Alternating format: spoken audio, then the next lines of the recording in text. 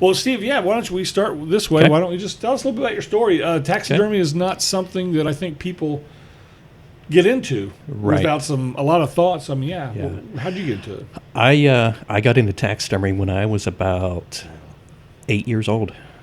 Really? I grew up on a family farm down Decatur County, Indiana, around Greensburg, and I had seen a mount that someone had, and something hit me, and I just felt like taxidermy is something I had to learn, even at that age. No kidding.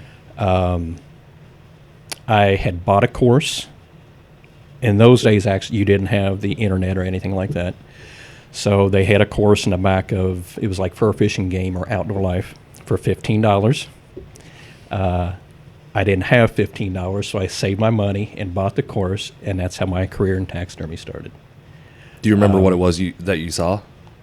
I think it was a red fox mount. Red fox. Yes. If it would have been a bad mount, would you felt the same way, or was it because it was good? Possibly. It honestly, I something came over me, and I thought this is something I had to learn, and to this day, I feel I was put here to be a taxidermist. I really do. So when did you know it was going to be your profession, your path in life? Well, after I started practicing through like junior high and high school and so forth, it was always my dream to be my profession. But I didn't know of anyone in Indiana or around where we was at that can make a living at it. So, being an 18-year-old kid, how do you make a living at something like this when you don't see anyone in front of you doing it? Right. So I had other jobs, where I would work through the summer and stuff. Then I would be laid off in the winter, and I would practice my taxidermy through the winter and spring. It's a good time to be laid off as Yes. a taxidermist in the winter. when Absolutely. guys are killing stuff. Absolutely. So then also, after work picked up, okay, how do I get enough work to keep me busy year-round? Because in Indiana, we have deer, we have turkeys and things like that. So getting more big game from out west, and then also the African market, Right. because their seasons are just the opposite of ours. How do you get game from out west? Are there just Indiana guys that went out and hunted out west and brought theirs back? Mainly, yeah, we get whether it's elk, mule deer, antelope, mountain lions from all over out west. We get stuff from Alaska, British Columbia. Really? Yeah, But it's mostly Indiana guys, or Mostly. that go in and bring it back. mostly. To you. Some of the stuff is shipped in, salt dried. When we get something in from out there, the skin is salt dried. Okay. So all we get is like antlers or horns, and then the skin is completely salt dried.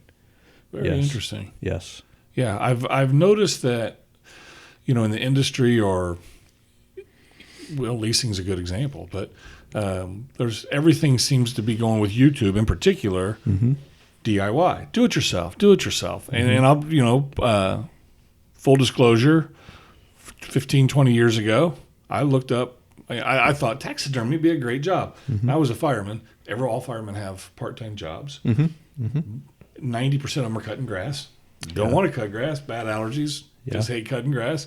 So I thought taxidermy would be ideal. Sure. And then, like probably most, I buy the VHS cassette at the time, and it was a squirrel. Yes. Yes. And, I watched the video. I'm like, I really don't have a dead squirrel around. I'm going to cut grass. How quickly do you realize there's a skills gap there? You're like, oh, this is Well, honestly, This is hard. with this, I took my first deer that I wanted mounted to a guy in his garage. How many plate? That's Sure. got to be 80% of the industry. Sure. And he's like, I'm too busy, but if you want to do it right there, I'll show you as I do these how to do it. Okay, fine. And then I was really into it for the first couple nights. And then it's just every little pin, every little thing. Yeah. And I'm just like, let's just get this thing done. And I've never tried it since. And that's what a great term. There is a talent gap or an ability gap there.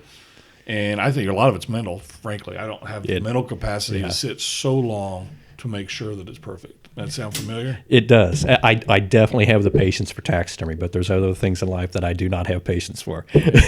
So,